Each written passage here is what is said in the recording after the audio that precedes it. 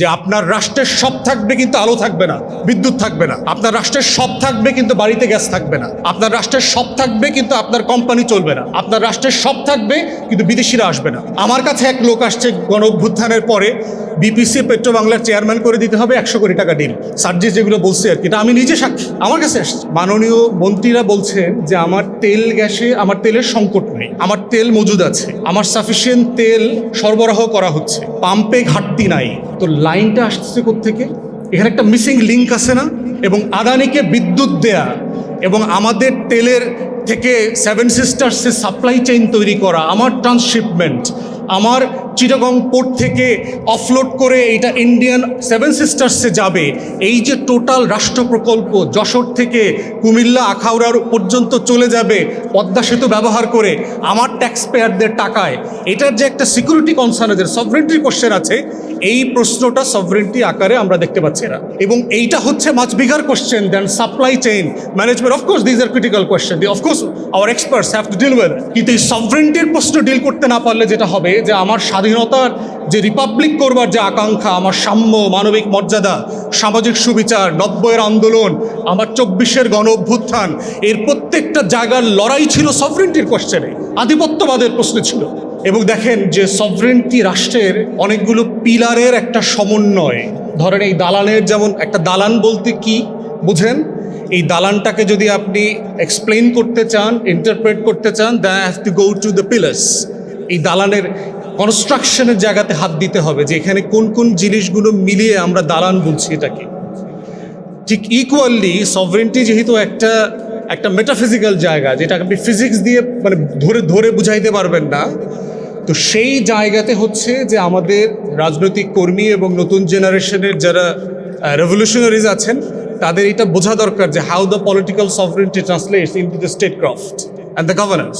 তো সেইখানে দেখেন যে আমরা যখন জ্বালানি নিয়ে কথা বলি, মোটা দাগে কথা বলি, আমার কয় লিটার তেল আছে, কয় ব্যারেল গ্যাস আছে, এইটা কোন জায়গায় আসে, কোন জায়গা থেকে কিনতেছি, কোন জায়গায় বেচতেছি, কোথায় চুরিচামারি হইতেছে, লাইন বসাইতেছি কিনা, তার টানতেছি কিনা, এবং এই রিলেটেড আর কি। কিন্তু এটার একটা বিগার কোশ্চেন দেখেন, গত বছর দেখলাম আপনার স্পেনে, আইবেরিয়ান পেনিনসুলা, স্পেন এবং পর্তুগাল, দুই জায়গাতেই জ্বালানি সেক্টরে সিরিয়াস কাওয়াস, গ্যাস আছে কিন্তু সাপ্লাই করা যাচ্ছে না, পুরো চেইন ম্যানেজমেন্ট নষ্ট হয়ে গেছে, ইলেকট্রিসিটি ইনক্লুডেড। এই যে সভরেন্টির কোশ্চেন আকারে এনার্জিকে ডিল করা, that hasn't been seen by the nation for the last 5 decades। আমরা কখনো দেখি নাই যে এইটাকে সভরেন্টি আকারে ডিল করা। আমি আমার জনগণ, আমার সম্পদ, আমার ক্ষমতা, আমার সার্ভিস সে নিয়ন্ত্রণ করবে, এবং সেই প্রসেসের মধ্য দিয়ে রাষ্ট্র প্রকল্পকে এগিয়ে নিয়ে যেতে হবে। তো সেই জায়গাতে আমরা বোধ করছি যে এই পলিটিক্যাল সভরেন্টির কোশ্চেন ইরানকে দিয়ে দেখতে হবে, বুঝতে হবে। আমার প্রশ্ন কোথায়? প্রশ্ন হচ্ছে এটা শুধুমাত্র আমার 1500 মেগাওয়াট বিদ্যুৎ লাগবে তা না হলে our nations would be in dark, এইটা তো ক্রিটিক্যাল কোশ্চেন না। কোশ্চেন হচ্ছে আমার সভরেন্টি কম্প্রোমাইজ করা হয়েছে।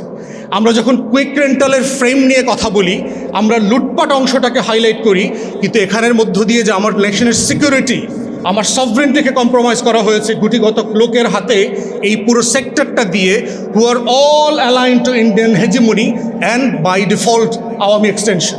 তাহলে আপনি যে আধিপত্যবাদের বিরুদ্ধে আমার 24-এর লড়াই, যে আধিপত্যবাদ, জনগণের সরকার, গণপ্রজাতন্ত্র করবার যে লড়াই 71-এ লড়েছি, যে লাহোর রেজলিউশনের মধ্য দিয়ে 47-এ আমরা রাষ্ট্র প্রকল্পের মধ্যে ঢুকেছি এই বাংলার জনগণ, তার এই প্রশ্নগুলো ছিল সভরেন্টির কোশ্চেনে।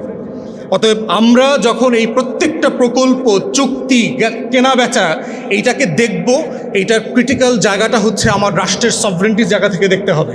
তা না হলে দেখবেন যে আপনার সব আছে, কিচ্ছু নাই, আপনার সব রিসোর্স ওভারনাইট ইনঅ্যাক্টিভ হয়ে যাবে। আদানি বিদ্যুৎ বন্ধ করে দেয় নাই, বলেছে কিসের জন্য? বলেছে বিল পে করা হচ্ছে না। গত সরকার কুইক রেন্টালের আইনের কথা শামসুল আলম ভাই বলেছেন, গত সরকারের সময় ক্যাপাসিটি চার্জগুলো 35% পর্যন্ত দুর্নীতি, কমিশন খেয়ে সরকার পে অফ করে দিয়ে গেছে, এবং আমরা জানি কারা কারা এই কমিশন পে অফ বাণিজ্যের সাথে জড়িত। তাহলে এই প্রশ্নটা আমাদেরকে সভরেন্টি আকারে, পলিটিক্যাল সভরেন্টির কোশ্চেনের জায়গা থেকে ডিল করতে হবে। দ্বিতীয় যেটা বলে আমার বক্তব্য শেষ করব, সেটা হচ্ছে কাঠামো। জ্বালানিকে ডিল করবার যে কাঠামো দুনিয়া আমাদেরকে চাপিয়ে দিয়েছে এবং এটার সাথে আমাদেরকে পরিবেশকে এনভায়রনমেন্টকে ট্যাগ করে দিয়েছে, can we afford it? Certainly, we have to deal with the fossil fuel. Certainly, we need clean, pure energy. Certainly, we need to address the climate resilience questions. Certainly, Bangladesh is one of the most vulnerable countries in the world when it comes to climate change. Yes, we have to deal with it. কিন্তু প্রশ্ন হচ্ছে যে এই কাঠামো আমার জন্য sufficient কিনা, আমি এই কাঠামো ডিল করবার জন্য প্রস্তুত কিনা। পশ্চিমারা তো 17th সেঞ্চুরি থেকে ইন্ডাস্ট্রিয়াল রেভলিউশন করে ফেলেছে, সে তার দেশকে ডেভেলপ করে ফেলেছে, নেশনকে আপলিফ্ট করে ফেলেছে। আজকে তার 1 লক্ষ 1.5 লক্ষ ডলার তার বছরে ইনকাম। সে যেখানে এটা একটা ক্লিন এনার্জি, একটা ইলেকট্রিক গাড়ি, এই পুরো প্রসেস অ্যাফোর্ড করতে পারবে, ঠিক সেই জায়গাতে আমি এইটা কতটুকু অ্যাফোর্ড করতে পারবো না। আমার একটা ট্রানজিশন দরকার এবং এই ট্রানজিশনের সময়টা পর্যন্ত এটার জন্য কম্পেনসেশন, ট্রানজিশনের জন্য যে মেকানিজম দরকার, টেকনোলজি ট্রান্সফার দরকার, পশ্চিমারা সেটা পুরোটা করবার জন্য প্রস্তুত না।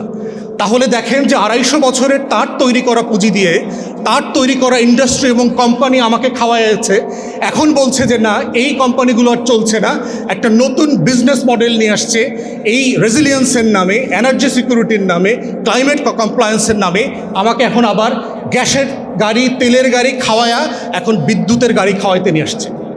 অ্যাগেইন বিজনেসটা কার কাছে? বিদ্যুতের গাড়ি।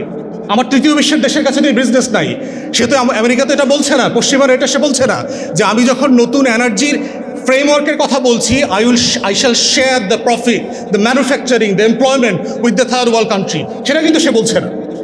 তাহলে সে কাঠামো পরিবর্তন করছে, পরিবর্তন করে ফর দ্য গুড ফেইথ আমার উপর চাপিয়ে দিচ্ছে intentionally to make profit out of it. তাহলে এই ফান্ডামেন্টাল কাঠামোর যে প্রশ্ন আছে যে আমার বাপেক্সকো নিষ্ক্রিয় হয়ে আছে, কিন্তু আমার বিগ কোম্পানিগুলো এসে এখানে এক্সপ্লোর করছে। আবার যেহেতু ভারতের পাশে, বার্মার পাশে আমার সমুদ্র বিজয় হয়েছে, আপনার হাসিনার আমলে আমার 42টা ব্লক কোনোভাবে এক্সপ্লোর করতে দেওয়া হচ্ছে না, বাপেক্সকোকে দুর্বল করে দিয়েছে। তাহলে দেখেন পুরো কাঠামোটা এমন, again it relates to the sovereignty, যে আমার পুরো ফ্রেম যেখানে আমাকে তর্কটা করতে হচ্ছে, এই তর্কটা একটা কলোনিয়াল ফ্রেমের মধ্যে আমাকে করতে হচ্ছে। আমার রিপাবলিকের যে সভরেন্টির জায়গা, সেখান থেকে আমি এই তর্ক, শর্ত, কাঠামো, অবকাঠামো, চুক্তি কোনো কিছু আমি আর্গু করতে পারছি না। এবং না করতে পারার সবচেয়ে বড় কারণ হচ্ছে গত 5 দশকে সবচেয়ে দুর্নীতিবাজ, করাপ্ট ক্লাউনদেরকে এই মন্ত্রণালয়গুলোর দায়িত্ব দিয়েছে প্রত্যেকটা সরকার। দেখবেন গত 5 দশকের প্রত্যেকটা করাপ্ট মিনিস্টারকে দায়িত্ব দিয়েছে। যেই মন্ত্রীকে গত সরকারে, তাদের সরকারে অব্যাহতি দিতে হয়েছে বিভিন্ন কারণে, সেই একই ফেইল্ড মিনিস্টারকে আবার নতুন করে দায়িত্ব দিয়েছে, only to fail the nation again post monsoon revolution. তো এই দুইটা কাঠামোর জায়গা থেকে টোটাল আমাদের জ্বালানি, বিদ্যুৎ, এগুলোকে নিয়ে নতুন তর্কটা তোলা দরকার। সার্টেনলি আজকের এনসিপি প্যানেলিস্ট যারা কথা বলেছেন সেটা গুরুত্বপূর্ণ। আমরা আমাদের প্যানেলিস্টদের কাছ থেকে শিখতে চাই, বুঝতে চাই রাজনৈতিক কর্মী আকারে যে এই কাঠামোর ভিতরে নতুন শর্ত আমরা কিভাবে তৈরি করতে পারি। গ্লোবাল সাউথের তো নিউ কন্ডিশন দরকার। আমি তার চাপিয়ে দেওয়ার শর্তে তো আমি নেগোশিয়েট করতে পারবো না, because they already have the upper hand for the negotiation. আমি ওই শর্তে তর্কতে জড়ায় গেলে